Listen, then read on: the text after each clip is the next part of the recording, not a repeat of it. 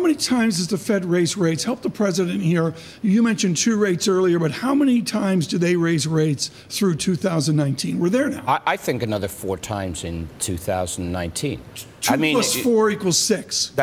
Well, yeah, 2 in 2000, the rest of 2018, and 4 next year. I mean, look behind you. You've got a chart on the real Fed funds rate, if I'm looking at your wall correctly, and that's still negative, which means to say that the inflation rate's still higher than the short-term interest rate, and that's normally consistent with accommodative conditions. The equity market is within 0.5% of a record high.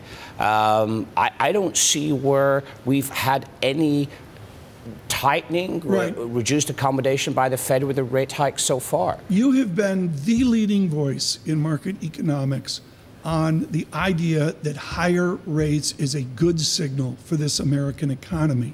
Can you say that right now with the debt that's coming on, the deficit that's coming on? Look, absolutely. And I mean, on the one hand, and you had guests in your previous area, you were talking about the yield curve and the flattening of the yield curve.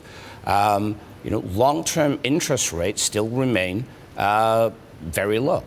And monetary policy isn't about conducting interest rate policy to keep the cost of servicing the debt down. Monetary policy is about maintaining stable prices and full employment, as the Fed's mandated to, and is actually doing a pretty good job of doing that. But long term, but if inflation were to get out of hand and long-term interest rates were to go up, that would be a lot more damaging for funding costs for the U.S. debt than Fed rate hikes.